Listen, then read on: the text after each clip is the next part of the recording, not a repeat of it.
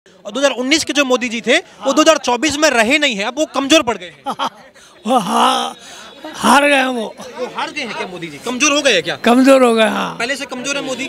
बिल्कुल सही बात है। समझे? क्या लग रहा है मोदी जी 14 और 19 वाले मोदी जी अब तो नहीं रहे ना? नहीं रहे, कमजोर हो गए ना? कमजोर क्या, बहुत कमजोर हो गए और एकदम गए उन्होंने। 2019 में भी इन्होंने यही बनाया। अरे मोदी जी तो गए, 2024 में भी बनाया। 32 चोर मिलकर एक को नहीं हरा पाए, उसका जितनी सीटें नहीं ला पाए। झारखंड भी गया, महाराष्ट्र भी गया। अबे क्या हुआ चिंपांजी, क्या हुआ?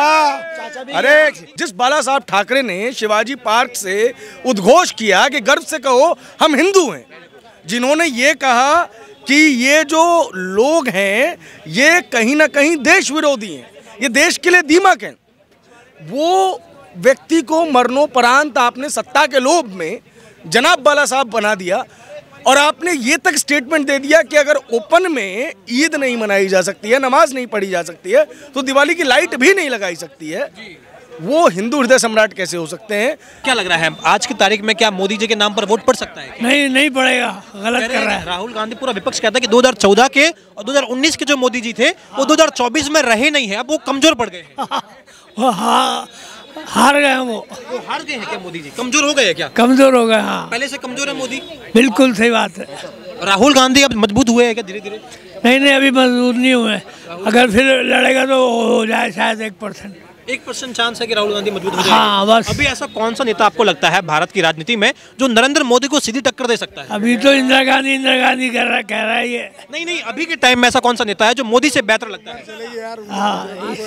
अच्छा, आज से पूछो। अच्छा, आपको क्या लग रहा है? हमारी तो अभी चली गई। तारीख में कोई मोदी से बढ़िया नेता है? ये साहब कह रहे हैं हमारी उम्र चली गई है। अब हम सारे कांग्रेसी हैं, सब कांग्रेसी हैं, हमारी उम्र नहीं है। आप अभी ऑब्जर्वेशन कर रहे हैं पूरे पॉलिटिक्स को, समझे? क्या लग रहा है मोदी जी 14 और 19 वाले मोदी जी अब तो नहीं रहे ना? नहीं रहे, कमजोर हो गए ना? कमजोर क्या, बहुत कमजोर हो गए और एकदम गए उन्होंने। एकदम गए। बिल्कुल जाना है उनको, अभी बिल्कुल जाना है।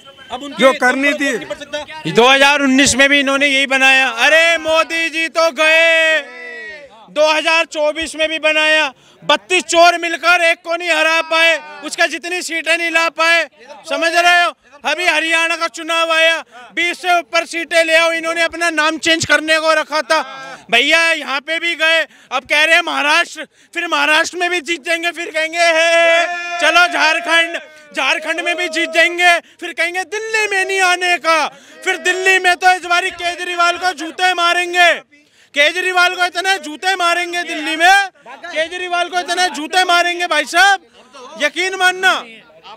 सुनो भाई साहब, एक बार मेरी बात सुनो। ये क्या कह रहे थे? हरियाणा में लाके दिखाओ, हरियाणा में लाके दिखाओ, तब तुम्हें दिखाएंगे। हरियाणा में तो भी गया, झारखंड भी गया, महाराष्ट्र भी गया। अबे क्या हुआ चिंपांजी, क्या हुआ?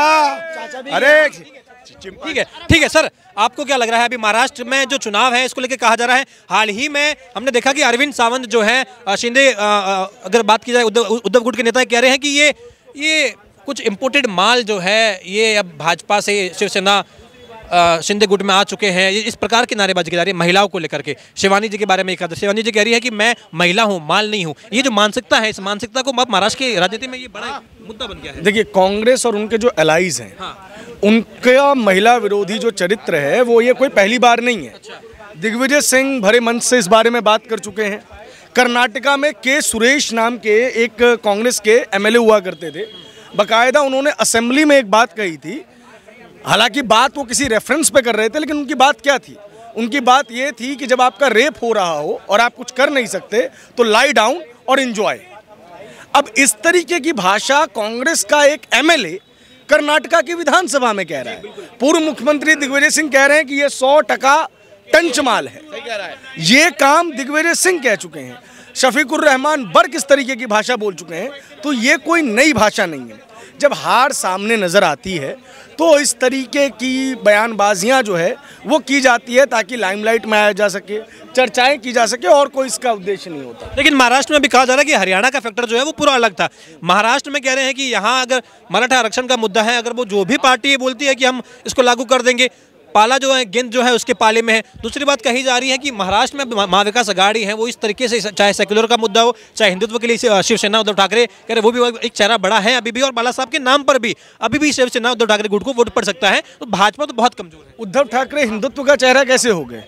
उद्धव ठाकरे ने हिंदू हृदय सम्राट शिवसेना प्रमुख आदरणीय बाला साहब केशव ठाकरे को जनाब बाला साहब बना दिया। अच्छा, जनाब बाला साहब बना दिया। जिस बाला साहब ठाकरे ने शिवाजी पार्क से उद्घोष किया कि गर्व से कहो हम हिंदू हैं, जिन्होंने ये कहा कि ये जो लोग हैं ये कहीं ना कहीं देश विरोधी हैं, ये देश के लिए दीमक हैं, वो व्यक्ति को मरणोपरांत आपने सत्ता के लोभ में जनाब बाला साहब बना दिया। और आपने ये तक स्टेटमेंट दे दिया कि अगर ओपन में ईद नहीं मनाई जा सकती है, नमाज नहीं पढ़ी जा सकती है, तो दिवाली की लाइट भी नहीं लगाई सकती है। वो हिंदू हृदय सम्राट कैसे हो सकते हैं? उनको पास हिंदुत्व का फैक्टर कैसे हो सकता है? ये तो आप ही जानते होंगे, मैं नहीं जानता। अभी क्या लगे? दूसरी चीज मैं आपको बता दूं, आप महाराष्ट्र की बात कर रहे हैं। महाराष्ट्र का अंक, आपको कुछ बोलना है भाई साहब? 2 मिनट रुको। महाराष्ट्र का अंक गणित क्या है?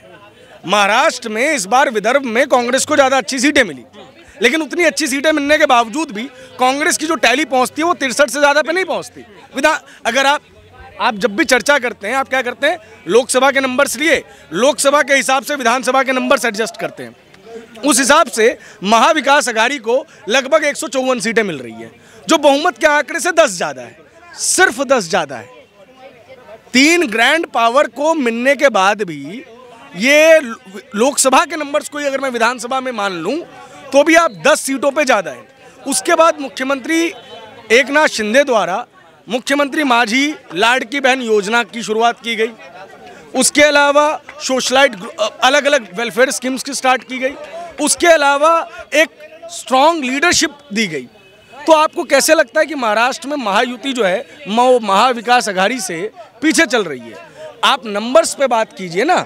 विदर्भ की 63 सीटें ऐसी 62 विधानसभा सीटें हैं, वहाँ पे बीजेपी बनाम कांग्रेस डायरेक्ट फाइट है। वहाँ पे ना शिवसेना है ना एनसीपी शरद पवार गुट है। तो ऐसे में जहाँ जहाँ कांग्रेस और बीजेपी की डायरेक्ट फाइट होती है, मुझे आप बता दीजिए कहाँ पे कांग्रेस ने एज लिया है आज तक? हरियाणा में भी कांग्रेस बीजेपी की डायरेक्ट फाइट थी, क्या हुआ? जब मोदी की लहर थी तब विधानसभा में उतनी सीटें नहीं आई थी भाजपा की, जितनी लहर खत्म होने के बाद आई थी। तो मैं बार बार इस चीज को कह चुका हूं कि अब मोदी की लहर समाप्त हो चुकी है।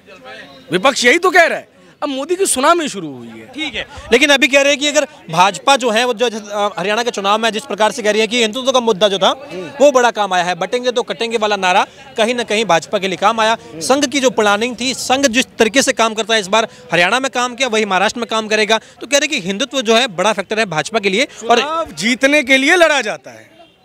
महाराष्ट्र की पॉलिटिक्स में एक बहुत बड़ी चीज क्या है कि वहां पे मराठवाड़ा में कहीं ना कहीं जो मराठा आरक्षण का मुद्दा है वो बहुत बड़ी चीज, वहां पे मराठवाड़ा में ये मुद्दा है। विदर्भ में क्या मुद्दा है? विदर्भ में जो मुकाबला है वो ओबीसी बनाम ओबीसी है, ओबीसी बनाम ओबीसी। अब जो महाराष्ट्र का दलित ग्रुप है वो आर्थिक रूप से पूरे देश के दलितों के मुकाबले ज्यादा सक्षम है और उसकी जो एजुकेशन क्वालिफिकेशन है वो ज्यादा है। तो वहां पे जो आपका कॉन्स्टिट्यूशन खतरे में है, दाव नहीं चलने वाला है। उसके अलावा चुनाव हमेशा स्ट्रेटेजीज के साथ लड़ा जाता है। एक चीज समझिए, लोकसभा चुनाव के नतीजों के बाद महाराष्ट्र में महाविकास आघाड़ी के पास एक एज था, एक लीड था, लेकिन लास्ट डेट तक महाविकास आघाड़ी अपनी सीटों का फैसला नहीं कर पाई और ये बताता है कि आपने वो पूरा का पूरा जो लीड थी वो खत्म कर दी। अब और बात करते हैं, महाराष्ट्र में भाजपा चुनाव हारती है विधानसभा चुनाव में, लोकसभा चुनाव में, और वो बड़ी हार थी। उसके बाद क्या किया जाता है बीजेपी के द्वारा? भूपेंद्र यादव को महाराष्ट्र भेज दिया जाता है, वो मुंबई में मौजूद रहते हैं और ओबीसी समाज जो भारतीय जनता पार्टी से नाराज हो गया था उनके साथ 160 मीटिंगें कर चुके हैं। 160 आरएसएस 60,000 ड्राइंग रूम मीटिंग करने वाला है और चुनाव ऐसे ही लड़ा जाता है। अब फिर बाद में आप कह रहे हैं कि राहुल गांधी अभी तक महाराष्ट्र पहुंचे नहीं है, प्रियंका गांधी वायनाड का किला बचाने में लगी हुई है, नाना पटोले दिल्ली से संवाद स्थापित कर करके थक चुके हैं और जब आपकी कैंपेनिंग ही पूरी नहीं होनी है, उद्धव ठाकरे साहब की तीसरी सर्जरी हो चुकी है, आदित्य ठाकरे अब तक यात्रा पे नहीं निकले हैं, एक शरद पवार साहब हैं जो कहीं ना कहीं महाविकास आघाड़ी में थोड़ा बहुत चुनाव लड़ते हुए नजर आ रहे हैं और जब चुनाव में नतीजे विपरीत आ जाएंगे तो आप कह देंगे ईवीएम हैक हो गई। चुनाव स्ट्रैटेजी से लड़ा जाता है, ब्रांडिंग से लड़ा जाता है, अपनी कैंपेनिंग से लड़ा जाता है, और उसके लिए कुछ भी करना गलत नहीं है। बटेंगे तो कटेंगे को आप कितना सीरियस ले रहे हैं? क्योंकि योगी जी बटेंगे तो कटेंगे चुनावी नारा नहीं है, चुनावी नारा नहीं है। बटेंगे तो कटेंगे कब जो भारतीय जनता पार्टी के प्रवक्ता हैं, चुनावी नारे की परिभाषा क्या मानते हैं आप? क्योंकि तमाम विपक्ष तो यही कह रहा है कि आप चुनाव नजदीक आ रहे हैं, आप तमाम रैलियों में अगर यही बात दोहरा रहे हैं तो चुनावी नारा ही हुआ ये तो। देखिए एक चीज है, बटेंगे जो कटेंगे वो वही काम कर रहा है जो काम अयोध्या में हुआ था।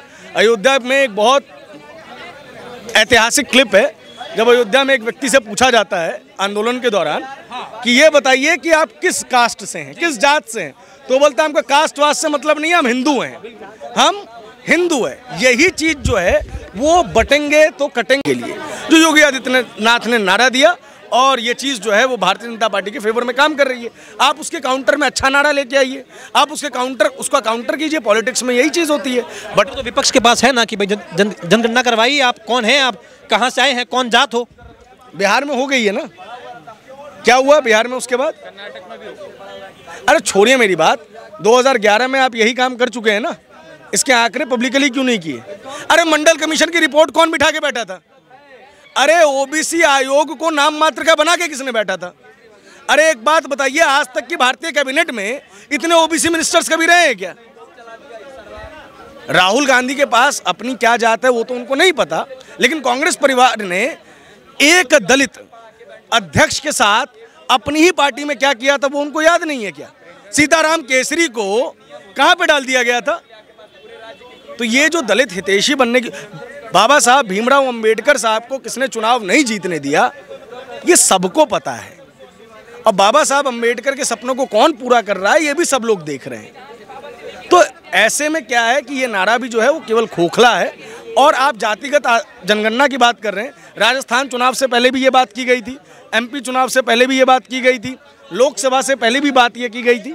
10 साल हो गए थे बीजेपी को शासन में, क्षेत्रीय लेवल पर एंटी इनकम्बेंसी थी, उसका नुकसान उन्हें ज़रूर मिला। लेकिन आप ये कहेंगे कि जाति आधारित गणना के ऊपर देश की जनता वोट कर रही है, तो ये फिजूल बात है। और जो भी राहुल गांधी को ये चीज़ बता रहा है, कहीं ना कहीं वो राहुल गांधी का बेड़ा गर्क करने की कोशिश कर रहा है। हाल ही में हमने देखा कि ट्विटर पर एक ट्रेंड चल रहा था, मुस्लिम महिला नाम से एक ट्रेंड चल रहा था। एक मुस्लिम महिला भंडारे की जगह पर जाती हैं, लाइन में खड़ी होती हैं। जब उसकी बारी आती है तो जो भंडारा बांट रहे थे वो बुजुर्ग शख्स से कहते हैं कि पहले जय श्री राम बोलिए और ये प्रसाद जो है लेके चले जाइए। इस पर वो मुस्लिम महिला भड़क जाती है और कहती है कि ये कैसी ज़बरदस्ती है, मैं नहीं बोलूँगी जय श्री राम, लेकिन मुझे वो खाना चाहिए क्योंकि यहाँ सब लोग खा रहे हैं। तब वो बुजुर्ग व्यक्ति कहता है कि मेरी शर्त ये है, ये मेरा भंडारा है, मैं बांट रहा हूँ, तो मेरी शर्त है जय श्री राम बोलो और खाना लेकर के जाओ। अब उस पर विवाद हो गया है कि भारत, इसके दो पक्ष हैं। बुजुर्ग का अपना भंडारा नहीं हो सकता, अगर ऐसा कुछ होता ना तो उनको पब्लिकली इस चीज़ को डिस्ट्रीब्यूट नहीं करना चाहिए था, लेकिन ये उनकी अपनी आस्था भी हो सकती है, ठीक है। लेकिन मेरे को नहीं लगता कि ये जय श्री राम का नारा बुलवाना चाहिए था। मैं साफ स्पष्ट रूप में बात करता हूँ, आप वसुदेव कुटुंबकम की परंपरा वाले देश हैं, ठीक है। ऐसे में गरीब को भोजन कराना हमारे लिए सबसे बड़ी क्या कहते हैं पुण्य का काम माना जाता है। और इस चीज़ के लिए जो है मुझे नहीं लगता कि ये एक ऐसा मुद्दा है जो उस पर वो उस व्यक्ति की भी अपनी एक निजी राय है, लेकिन मैं मानता हूं कि वो व्यक्ति गलत नहीं है, लेकिन फिर भी ये चीज़ सही नहीं है। कह रहे हैं कि देखिए अब वो मुस्लिम महिला है, वो क्यों नहीं बोल रही हैं, अगर बोल लेती, अगर उसे खाना खाना ही है, भोजन करना ही है तो बोल लेती। लेकिन आपने जो बात कही है, कुछ लोग उसका भी समर्थन कर रहे हैं कि भाई साहब आप तो ज़बरदस्ती कर रहे हैं, अगर आप पुण्य का काम कर रहे हैं फिर आप भेदभाव क्यों कर रहे हैं, ज़बरदस्ती क्यों किसी से? देखो बात ये है कि एक बहुत स्पष्ट चीज़ होती है कि क्या प्रसाद जो है वो ग्रहण करने में अगर उस मुस्लिम महिला को आपत्ति नहीं है, तो जिस देश के आप नागरिक हो, भगवान राम जो है ना इस देश के युग पुरुष हैं, महापुरुष हैं, वो आपके हमारे हम सब के पूर्वज हैं। तो जय श्री राम नारा बोलने में कोई आपत्ति तो नहीं होनी चाहिए। लेकिन यशपाल जी एक बात मुझे बताइए कि क्या जय श्री राम नारा बोलना ज़रूरी है? ज़रूरी भी नहीं है, ये उसकी धार्मिक आस्था का विषय है, समझ रहे हैं मेरी बात। और जब उसकी धार्मिक आस्था का विषय है तो हमें लगता है कि हमें किसी को फोर्स नहीं करना चाहिए। हाँ, मुस्लिम महिला को भी वहाँ से सम्मान से वापस लौट जाना चाहिए था।